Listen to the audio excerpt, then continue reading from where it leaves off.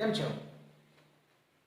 ચલો, આજે આપણે એક નવો ટોપિક ઉપર જવાના છે અને એ ટોપિક છે આદર્શ વાયુ સમીકરણ. ચલો, આદર્શ વાયુ સમીકરણ પર જતા પહેલા આદર્શ વાયુ કોને કહેવાય તો એને પહેલા આપણે સમજીએ. તો આપણે વાયુના ઘણા બધા નિયમો શીખી ગયા.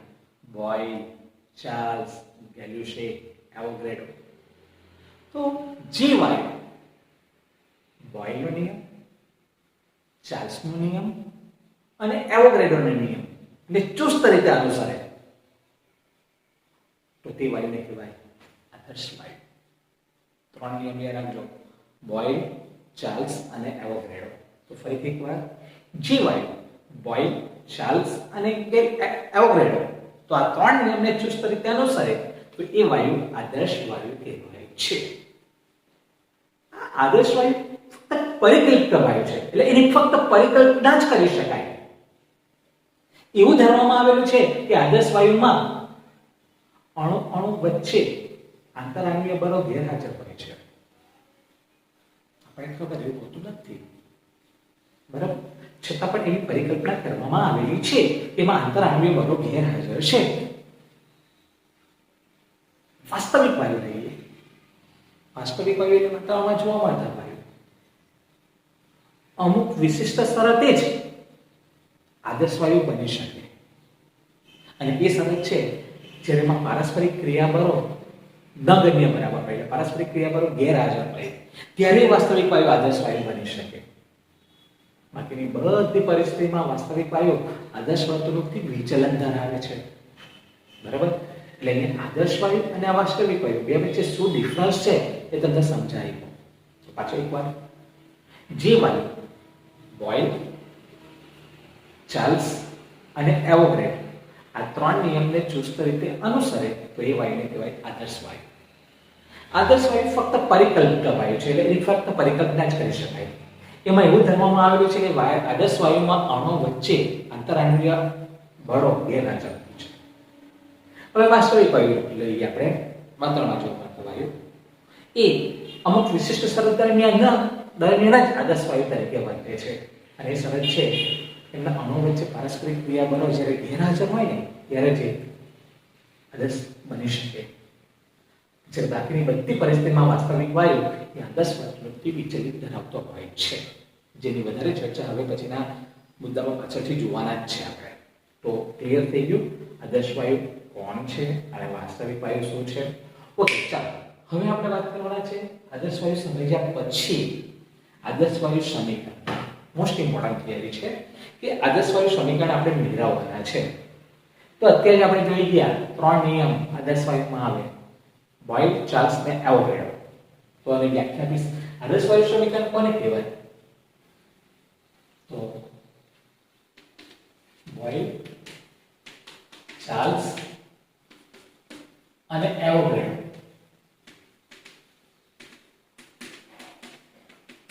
આ ત્રણેય નિયમો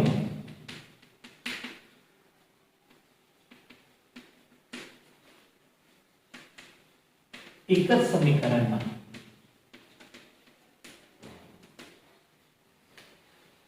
સંયોગીકરણ કરેલું હોય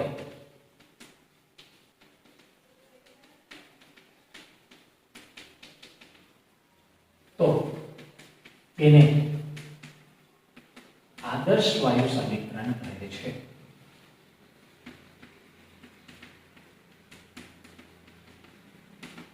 ધ્યાનમાં રાખીશું કે આદર્શ વાયુ સમીકરણ કોને કહેવાય? બોયલ, ચાર્લ્સ અને એવોગેડ્રો આ ત્રણેય નિયમોનું એક જ સમીકરણમાં જો સંયોગીકરણ કરેલું હોય તો તેને આદર્શ વાયુ સમીકરણ કહે છે. તો ચાલો આપણે આદર્શ વાયુ સમીકરણ મેળવવું હોય તો આ ત્રણ નિયમો પર જોવું પડે. તો પહેલા બોયલના નિયમ પ્રમાણે, તો બોયલના નિયમ પ્રમાણે ચલો બોયલના નિયમનો ગાણિતિક સ્વરૂપ શું છે આપણી પાસે? તો બોયલના નિયમનું ગાણિતિક સ્વરૂપ છે આપણી પાસે v ચલે છે 1/p અથવા p ચલે છે 1/p. આપણને ખબર અચળ કોણ હોય એમાં? તો અચળ હોય તાપમાન અને વાયુનો જથ્થો n, જે બધામાં અચળ છે, બરાબર? અને સમીકરણ નંબર 1 આપી દો. પછી તો ચાર્લ્સના નિયમ પ્રમાણે નિયમનું ગાણિતિક સ્વરૂપ શું? તો v ચલે છે t, સમીકરણ નંબર 2, અને એમાં અચળ કોણ આવે? તો અચળ p અને y નો જથ્થો n. ચલો એવોગાડ્રોના નિયમ પ્રમાણે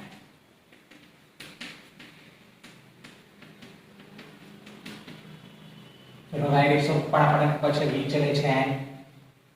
સમીકરણ 3 બધું આપણે શીખી ગયા છે. એમાં અચળ કોણ આવે? એમાં અચળ તાપમાન અને દબાણ, બે વસ્તુ આવે.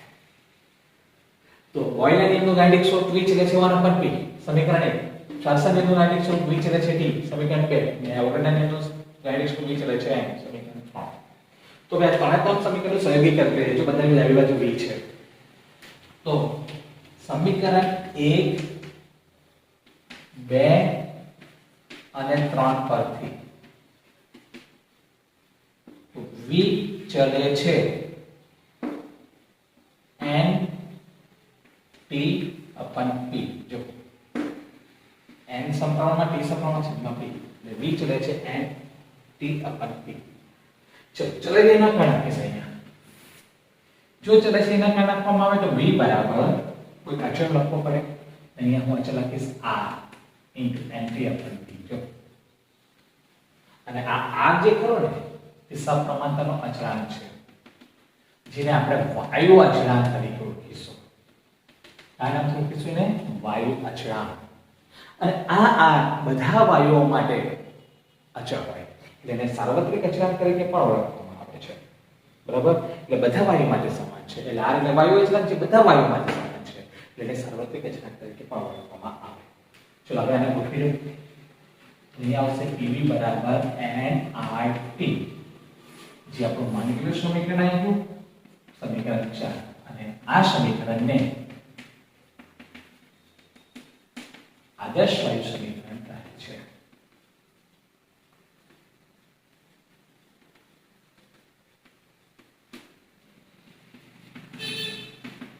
આ આદર્શ વાયુ સમીકરણ આપી ગયું PV nRT. બરાબર? તો પરીક્ષામાં પૂછે આદર્શ વાયુ સમીકરણ મેળવો. પાછું જો પૂછે તો 2 માર્કમાં પૂછે. બરાબર? પ્રશ્ન પૂછે કે બોયલ ચાર્જ અને ગેલિલિયોનો નિયમ લખો અને તેના બોયલ ચાર્જ અને એવોગાડ્રો નિયમ લખો અને તેના પરથી આદર્શ વાયુ સમીકરણ મેળવો. તો 3 માર્કમાં પૂછે કે આ નિયમ લખવા પડે તમારે. તો ફરીથી હું રિપીટ કરી લઉં પ્રશ્ન. આપણો મુદ્દો આદર્શ વાયુ સમીકરણ. તો બોયલ ચાર્જ અને એવોગાડ્રો આ ત્રણેય નિયમોનું એક જ સમીકરણમાં સંયોગીકરણ કરવામાં કરેલું હોય તો એને આદર્શ વાયુ સમીકરણ કહે છે. ચલો પહેલા બોયલના નિયમ પ્રમાણે. ચલો બોયલના નિયમનું ગાણિતિક સ્વરૂપ શું છે? v ચલે છે 1/p, જ્યાં અચળ t અને n જથ્થો. ચાર્લ્સના નિયમ પ્રમાણે ચાર્લ્સના નિયમનું ગાણિતિક સ્વરૂપ શું છે? v ચલે છે t, સમીકરણ 2, જ્યાં અચળ p અને n જો દબાણનો જથ્થો. અને એવોગાડ્રોના નિયમ પ્રમાણે ચલો ગાણિતિક સ્વરૂપ છે v ચલે છે n, સમીકરણ 3, અચળ તાપમાન અને દબાણ. ચલો આ ત્રણે સમીકરણ 1 અને સમીકરણ 2 અને સમીકરણ 3 પર લખીશું તો v ચલે છે nt upon p. ચલો એની નકલ નાખો તો v બરાબર r nt upon p. r એટલે સપ્રમાણતાનો અચળાંક, જેને આપણે નામ આપ્યું વાયુ અચળાંક. અને બધા વાયુ માટે સમાન છે એટલે સાર્વત્રિક વાયુ અચળાંક પણ કહેવામાં આવે. ચલો ગોઠવીએ તો PV nRT. અને આ સમીકરણને આપણે નામ આપીશું આદર્શ વાયુ સમીકરણ. ફરીથી બોયલ ચાર્જ અને એવોગાડ્રો નિયમ લખો અને તે પરથી આદર્શ વાયુ સમીકરણ મેળવો. તો અહીંયા તમારે આગળ નિયમ લખવા પડે અને પછી આ કરી લખવી પડે. તો 3 માર્કમાં પૂછાય અને આટલો પૂછે તો તમને 2 માર્કમાં પૂછાય. તો બરાબર ખ્યાલ કરી હશે. ચાલો આદર્શ વાયુ સમીકરણ મેળવ્યા પછી હવે આપણે વાયુ અચળાંક કાળનું મૂલ્ય મેળવવાના છે. ચલો વાયુ અચળાંક કાળનું મૂલ્ય મેળવવું હોય તો આપણને ખબર અત્યાર સુધી r આદર્શ વાયુ સમીકરણમાં જ આવ્યું એટલે આપણે આદર્શ વાયુ સમીકરણને યાદ કરીએ. તો આદર્શ વાયુ સમીકરણ પ્રમાણે આદર્શ વાયુ સમીકરણ શું છે? તો PV nRT. તમને ખબર આ સમીકરણમાં મુખ્ય 4 ચલ છે: દબાણ, કદ, તાપમાન ને મોલ. અને આ ચારે 4 ચલ વાયુની અવસ્થા વર્ણવે એટલે આના અવસ્થા સમીકરણ પણ કહેવામાં આવે. ઓકે, ઠીક છે. ચાલો આપણે વાયુ અચળાંક કાળનું મૂલ્ય મેળવવું હોય એટલે આમાંથી આને કરતા લાગે r બરાબર PV ના છેદમાં nt. સમીકરણ નંબર 1 આપી દો. ચલો હવે આપણે r નું મૂલ્ય મેળવવાના છે, બરાબર. તો આપણને ખબર r નું મૂલ્ય દબાણ કદ અને તાપમાનને મોલ ઉપર આધાર રાખે, એના મૂલ્ય ઉપર આધાર રાખે, એના એકમો ઉપર આધાર રાખે. તો આપણે એના માટે આદર્શ વાયુની પરિસ્થિતિમાં જઈશું. આદર્શ વાયુની વર્તણૂકની પરિસ્થિતિમાં તો યાદ કરીએ આપણે પછી એસટીપી માં શીખી ગયેલા, યાદ રાખો. એસટીપી એ 1 મોલ આદર્શ વાયુનું કદ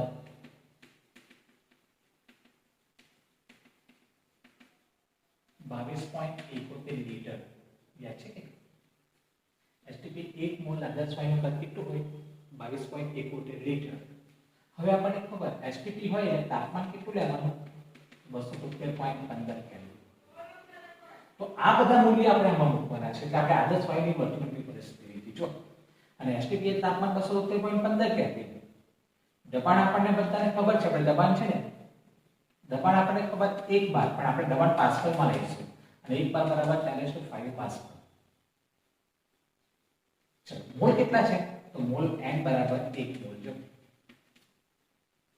અને કદ કેટલું છે? v બરાબર તો 22.71 લીટર છે. પણ આપણે આ કદ છે ને મીટર ક્યુબમાં લઈશું. તમારે લઈશું મીટર ક્યુબ. તો તમને ખબર 1 લીટર બરાબર ડેસીમીટર ક્યુબ કહેવાય. શું કહેવાય? લીટર બરાબર ડેસીમીટર ક્યુબ કહેવાય. એટલે 1 લીટર બરાબર 1 ડેસીમીટર ક્યુબ. હવે આ ડેસીમીટરને આપણે મીટર ક્યુબમાં કન્વર્ટ કરવું તો ડેસી એટલે 10⁻⁻⁰ ડેસી એટલે 10⁻⁻�1 પહેલા જે તમે શીખી ગયેલા. એટલે અહીંયા 10⁻⁻1 આવેલા 3 ઉપર જાય 10⁻³ મીટર ક્યુબ જો. એટલે મીટર ક્યુબમાં જો ફેરવવું હોય ને, લીટર અને મીટર ક્યુબમાં ફેરવવું તો 10⁻³ વડે ગુણવું પડે જો. કે લીટર અને મીટર ક્યુબ વચ્ચે સંબંધ છે. 1 મીટર બરાબર 10⁻³ મીટર ક્યુબ. કેમ ખબર ને? 1 મીટર બરાબર 1 ડેસીમીટર ક્યુબ. ડેસીમીટર એટલે ડેસી એટલે 10⁻⁻1 પણ એનો ઘન આવશે કે 10⁻³ મીટર ક્યુબ. એટલે અહીંયા હું જો કન્વર્ટ કરું 22.71 ગુણ્યા 10⁻³ મીટર ક્યુબ. ચલો તો આદર્શ વાયુ વર્તણૂકની પરિસ્થિતિ એમાં મૂકવાના. તો તાપમાન કેટલું મૂકીશું? દબાણ કેટલું મૂકીશું પહેલા? તો 10⁵ પાસ્કલ ગુણ્યા ચલો મોલ કેટલા કદ કેટલું મૂકવાના? 22.71 ગુણ્યા 10⁻³ મીટર ક્યુબ જો. ઓકે ચલો મોલ તો 1 મોલ ગુણ્યા કદ તાપમાન 273.15 કેલ્વિન. બરાબર. અને આનો તમે ગણતરી કરશો તો આનો જવાબ આપણો આવશે R બરાબર 8.314. ચલો એકમ તો pascal into metre cube. Kelvin inverse mole inverse into pascal into metre cube kelvin inverse into mole inverse. તો વાયુ અચળાંક આનો એક મૂલ્ય આપણે મેળવી લીધું ચલો. એ કેવી નામ છે? એ રીતે આવ્યું તમને ખ્યાલ આવ્યો હશે.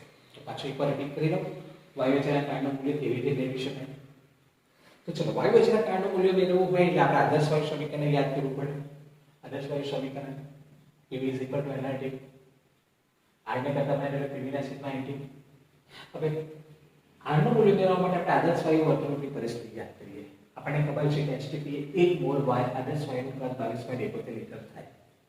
તો HTP તાપમાન કેટલું? 273.15 કેલ્વિન. દબાણ કેટલું? 1 બાર. પણ આપણે પાસ્કલમાં લેવાનું છે 10⁵ પાસ્કલ. 1 બાર એટલે મોલ કેટલા? તો 1 મોલ અને કદ છે 22.71 લીટર. પણ આ મીટર કદ આપણે મીટર ક્યુબમાં જોઈએ છે. તો 1 લીટર બરાબર 1 ડેસીમીટર ક્યુબ થાય. ડેસી એટલે 10⁻⁻1 એનો ક્યુ છે એટલે 10⁻³ મીટર ક્યુબ. 1 લીટર એટલે 10⁻³ મીટર ક્યુબ. એટલે લીટર અને મીટર ક્યુબમાં ફેરવો તો 10⁻³ વડે ગુણવાનું. અને એ બધી કિંમત આમાં મૂકી દીધી એટલે આપણો R બરાબર મૂલ્ય આવી ગયું 8.314 pascal into metre cube kelvin inverse into mole inverse. ચલો હવે આના ઉપરથી R નું બીજું મૂલ્ય પણ આપણે આપી શકીએ છીએ. આ પાસ્કલ ઇન્ટુ મીટર ક્યુબ જે ખરો ને તેનો ઉષ્માગતિશાસ્ત્રમાં શક્તિનો એકમ કહેવાય જૂલ. એટલે આની જગ્યાએ તમે જૂલ લખી શકો. એટલે r નું મૂલ્ય 8.314 છે, પણ આની જગ્યાએ તમે જૂલ લખી શકો. એટલે joule kelvin inverse into mole inverse. તો આ r નું બીજું મૂલ્ય જો જે આપણે આના પરથી મેળવ્યું છે. ઠીક છે ને? પાસ્કલ એટલે મીટર એ ઉષ્માગતિશાસ્ત્રમાં શક્તિનો એકમ, ઉર્જાનો એકમ જૂલ. એટલે 8.314 joule mall inverse into kelvin inverse into mole inverse. ચલો હવે આ r નું મૂલ્ય મારે લિટર ઇન્ટુ 12 માં લેવું છે. એટલે 12 માં મેળવવું છે. બરાબર? તો આપણને ખબર 12 અને પાસ્કલ વચ્ચે સંબંધ છે. 1 બાર બરાબર 10⁵ પાસ્કલ. ઓકે? તો આપણને પાસ્કલ નથી જોઈતું, બહાર જોઈએ છે. તો શું કરવું પડે? તો અહીંયા 1 પાસ્કલ બરાબર અને આમ લઈ લેવું પડે. 1 બાર બરાબર 10⁵ પાસ્કલ. તો 1 પાસ્કલ બરાબર અને આમ લઈ લો તો 10⁻⁵ બાર થઈ ગઈ. બરાબર? એટલે આપણે શું કહીએ? પાસ્કલ ને 12 માં ફેરવો તો 10⁻⁵ વડે ગુણવું પડે. એટલે આ જે કિંમત છે 8.314 અને 10⁻⁵ વડે ગુણવું પડે. એટલે આ પાસ્કલ ની જગ્યાએ શું આવી જાય? 12 આવી જાય. જો હવે મીટર ક્યુબ. મીટર ક્યુબ ની જગ્યાએ મને જોઈએ છે લિટર. તો આપણે તે જ જોઈ ગયા. મીટર ક્યુબ અને લિટર વચ્ચે સંબંધ છે. 1 લિટર બરાબર આપણે અત્યારે મેળવી ગયા 10⁻³ મીટર ક્યુબ. પણ મારે મીટર ક્યુબ જોઈએ છે. તો મીટર ક્યુબ તો આને આમ લઈ લો તો 10⁻³ લિટર થઈ ગયા. બરાબર ને?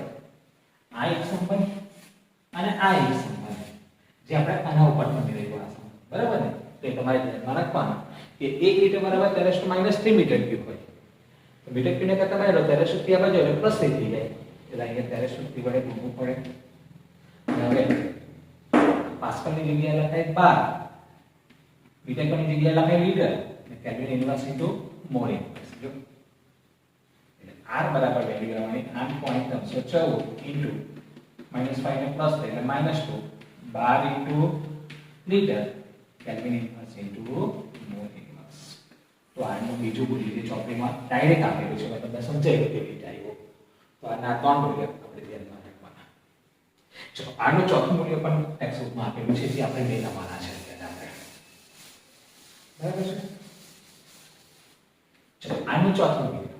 તો 3 મૂલ્યની વાત કરી આપણે.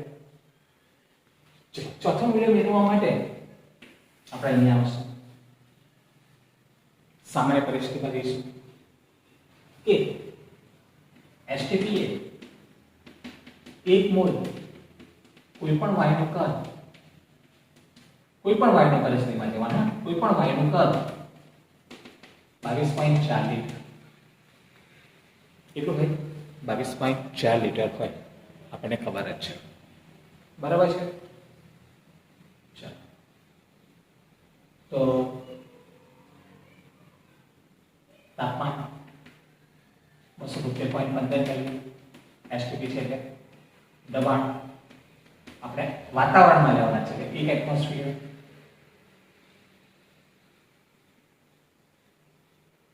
કોઈ પણ 1 મોલ વાયુનું કદ, કોઈ પણ 1 મોલ વાયુનું કદ મોલ લેવાના 1 મોલ, કદ લેવાના 22.4 લિટર. બરાબર? તો STP એ 1 મોલ કોઈ પણ 1 મોલ વાયુનું કદ 22.4 લિટર હોય. આપણને બધાને ખબર છે. ચલો હવે શું કરીએ? સૂત્ર મૂકી દઈએ. PV NRT. એને કરતા બનાવી દઈએ. PV ના છે સોરી આને કરતા બનાવી દઈએ એટલે PV ના છેદમાં NT. ચલો મૂલ્ય મૂકતા જઈએ.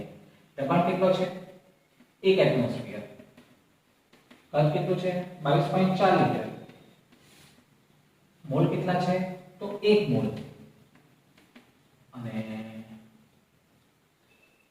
તાપમાન કેટલું છે? તો 273.15. અને તમે આની જો ગણતરી કરશો તો આ આનું મૂલ્ય આવશે 8.20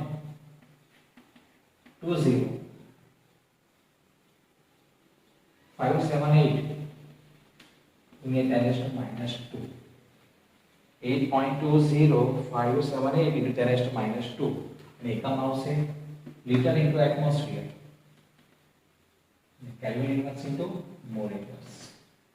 બરાબર આ એકમ આવશે અને એપ્રોક્સિમેટલી જો આપણે લખવું હોય તો 8.21 ગુણ્યા 10⁻² liter into atmosphere Kelvin inverse into mole inverse આ વિડિયો આનો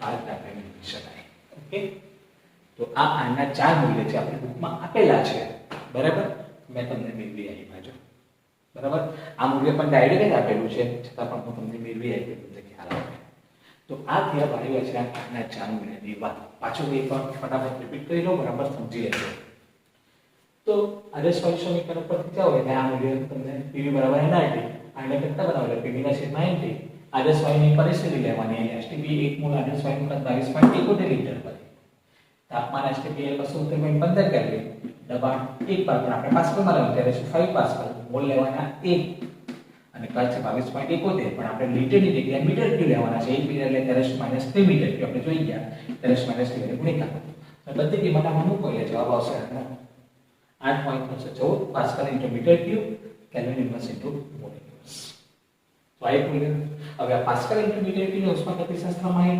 ઊર્જાનો એકમ છે જૂલ એનું મૂલ્ય R બરાબર 8.314 joule kelvin inverse into mole inverse ચલો હવે આ પાસ્કલને બારમાં ફેરવીએ તો 1 બાર બરાબર 305 પાસ્કલ તો પાસ્કલની જગ્યાએ 12 લાવો એટલે તેની જગ્યાએ 10⁻5 મીટર ક્યુબની જગ્યાએ लीटर लावू છે તો 1 મીટર બરાબર 10⁻³ મીટર ક્યુબ તો મીટર ક્યુબ જગ્યાએ લીટર જ લાવવું હોય તો 10⁻³ લખવાનું આપણે જોઈ ગયા અને ગણતરી કરો એટલે આપણે ત્રીજું મૂલ્ય 8.314 એટલે 10⁻²12 into litre kelvin inverse into mole inverse ચલો હવે સામાન્ય વાયુ માટે વાત કરીએ STP કોઈ પણ એક મોલ વાયુ લઈએ તો એનું કદ આપણને ખબર 22.4 લિટર STP માં આપણે શીખી ગયા તો હવે STP તાપમાન 270.15 કેલ્વિન દબાણ 1 એટમોસ્ફિયર મોલ 1 છે અને કદ 22.4 લિટર અને આદર્શ સમીકરણમાં મૂકી દઈએ તો દબાણ આ બધા મૂલ્ય જો આપણે મૂકી દઈએ તો આનું મૂલ્ય આવશે 8.20578 ગુણ્યા 10⁻² અને એપ્રોક્સિમેટલી લખી 8.21 into 10⁻² એટમોસ્ફિયર into લિટર અથવા litre into atmosphere kelvin inverse into mall inverse આ રીતે મૂલ્ય મેળવી શકાય તો આના ચાર મૂલ્ય એ ચોપડીમાં આપેલા છે બેઠા આપેલા છે પણ મેં તમને સમજાવી દીધું કેવી રીતે આવ્યું એ તમને બરાબર ખ્યાલ આવી ગયો હશે પરીક્ષામાં પૂછે કે વાયુ અચળાંક કાળનું મૂલ્ય મેળવો અને જુદા જુદા એકમોમાં એને દર્શાવો તો તમારે આ મૂલ્ય મેળવવાનું અને આ રીતે પછી ડાયરેક્ટ તમે લખી શકો બુક પ્રમાણે આ લખી શકો આ લખી શકો અને આ લખી શકો પણ કેવી રીતે આવે એ તમને બતાવેલું છે ઓકે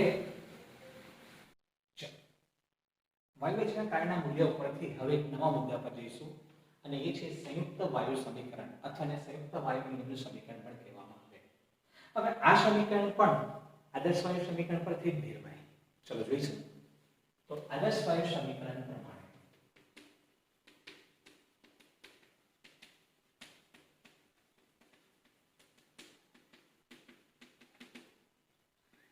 PV = NRT ચલો આમાં હું PV/T ને NR અલગ કરી દા તમે જો દબાણ અને તાપમાન n એટલે વાયુનો જથ્થો જે અચળ હોય ને r પણ અચળ એટલે આ મૂલ્ય અચળ છે તમે જોઈ શકો છો અને સમીકરણ નંબર 1 આપી દો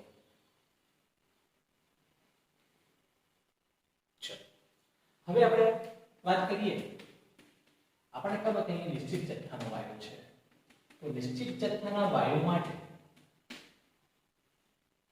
દબાણ તાપમાન તેની પ્રારંભિક સ્થિતિ લઈએ તો આપણને ખબર નિશ્ચિત જથ્થાના વાયુ માટે દબાણ કદ અને દબાણની પ્રારંભિક સ્થિતિ T1 હોય કદની V1 હોય અને તાપમાન T1 હોય બરાબર તો અંતિમ સ્થિતિ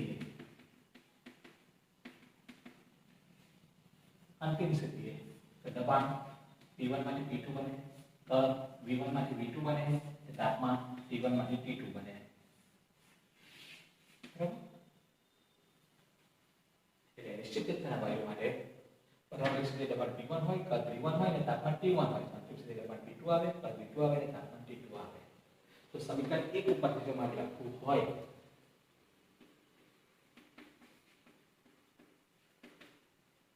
તો આ સામાન્ય પરિસ્થિતિ માટે છે. તમારે પ્રારંભિક સ્થિતિ માટે જે લખવું હોય શું લખાય? P1 V1 upon T1 ના તો અચળ છે જ, એના અર્થ કેવો છે? અચળ.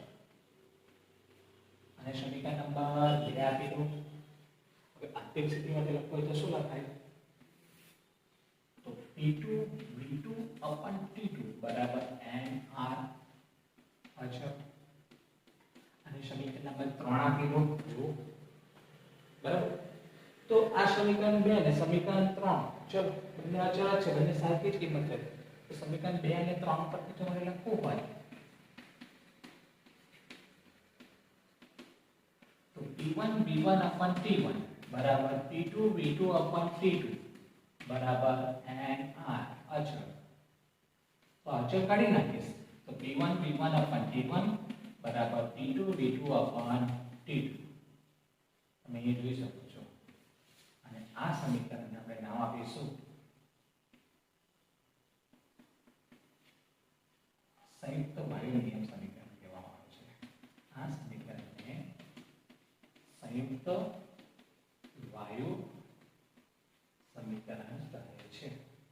જો છે. અને આ સમીકરણ ઉપયોગ આપણે જોઈશું તો અહીંયા 6 ચલ છે, 2 દબાણ, 2 કદ અને 2 તાપમાન. તેમાંથી 5 ચલ જાણતા હોય તો કોઈ પણ એક અજ્ઞાત ચલ આના પરથી શોધી શકાય છે. જો તમે સંયુક્ત વાયુ સમીકરણ કેમ કહેવાય? એટલે બોયલના નિયમનું સ્વરૂપ પણ બતાવે. જો P1 V1 P2 ચાર્લ્સના નિયમનું સ્વરૂપ પણ બતાવે. V1 T1 બરાબર V2 T2 જો. અને રેલ્યુશનનું સ્વરૂપ પણ બતાવે. P1 T1 બરાબર P2 T2. એટલે આને સંયુક્ત વાયુ નિયમનું સમીકરણ કહેવામાં આવે. પરીક્ષામાં 2 માર્કમાં પૂછવામાં આવે તો આવડી જશે. ફરીથી એકવાર રિપીટ કરી લો. સંયુક્ત વાયુ નિયમનું સમીકરણ મેળવવું હોય ને તો આદર્શ વાયુ સમીકરણ ઉપર જવું પડે. તો આદર્શ વાયુ સમીકરણ પ્રમાણે PV NR2 એટલે PV ના છેદમાં P બરાબર NR, કારણ કે N વાયુનો જથ્થો અને R વાયુ છે, એટલે બંને અચળ છે એટલે સમીકરણ એક થઈ ગયું. જો નિશ્ચિત જથ્થાના વાયુ માટે પ્રારંભિક સ્થિતિએ દબાણ P1 હોય, કદ V1 હોય, તાપમાન T1 હોય, તો અંતિમ સ્થિતિએ દબાણ P2, કદ V2 અને તાપમાન T2 હોય. બરાબર? તો સમીકરણ જે સામાન્ય સ્થિતિમાં છે અને પ્રારંભિક સ્થિતિમાં લખવું હોય તો P1 V1 T1 બરાબર NR અચળ. અંતિમ સ્થિતિમાં લખવું તો P2 V2 T2 બરાબર NR અચળ. અને સમીકરણ 2 ને 3 ને જો સાથે લખવું હોય તો P1 V1 T1 બરાબર P2 V2 T2 બરાબર NR અચળ. જો અચળ જો નહીં લખું તો P1 V1 T1 બરાબર P2 V2 T2 અને આને કહેવાય આ સમીકરણને કહેવાય સંયુક્ત વાયુ નિયમનું સમીકરણ અથવા સંયુક્ત વાયુ સમીકરણ તરીકે ઓળખવામાં આવે છે. પરીક્ષામાં પૂછે સંયુક્ત વાયુ નિયમનું સમીકરણ તારો 2 માર્કમાં પૂછાય. બરાબર, મગજમાં ઉતરી ગયું હશે. ચલો હવે આપણે સંયુક્ત વાયુ નિયમ સમીકરણ પરથી નવો એક મુદ્દો જોઈશું. આદર્શ વાયુ સમીકરણ પરથી વાયુ પદાર્થની ઘનતા અને મોલર દર વચ્ચેનો સંબંધ જે આપણે મેળવવાના છે. તો ચલો પહેલા આદર્શ વાયુ સમીકરણને યાદ કરી લઈએ. તો આદર્શ વાયુ સમીકરણ પ્રમાણે ચલો આદર્શ વાયુ સમીકરણ શું છે? તો PV NRT. બરાબર? ચલો આમાંથી હું શું કરીશ?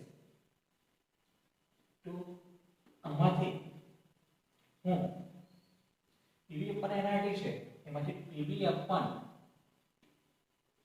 તમે જોઈ શકો છો P RT કરતા થાય.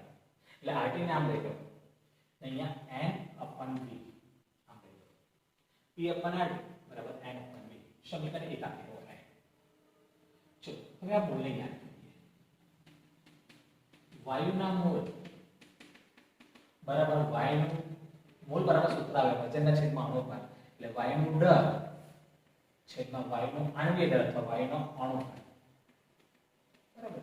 કારણ કે મોલ બરાબર સૂત્ર વજનના છેદમાં અણુભાર એટલે મોલ બરાબર વાયુનો દર છેદમાં વાયુનો અણુભાર. મોલને હું સ્મોલ n કહી દઉં. દર એટલે સ્મોલ n અને અણુભાર એટલે કેપિટલ N. સમીકરણ 2 આપી દો. બરાબર? તો હવે આ બેની કિંમત એક મૂકી દઈએ. એટલે P RT બરાબર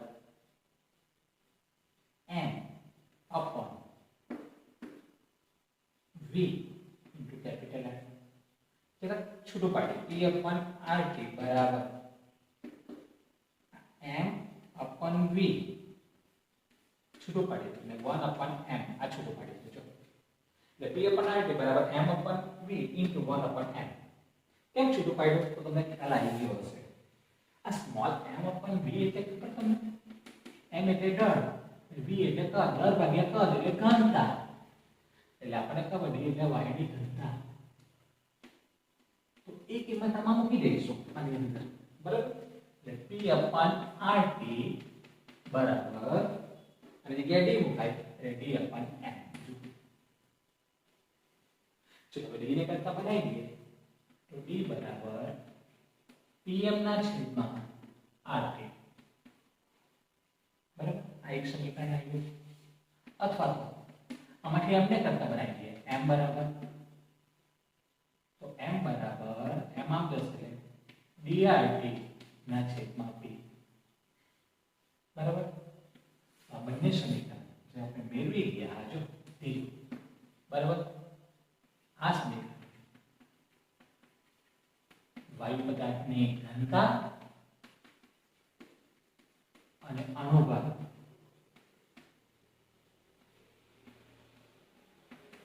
વચ્ચેનો સંબંધ દર્શાવે છે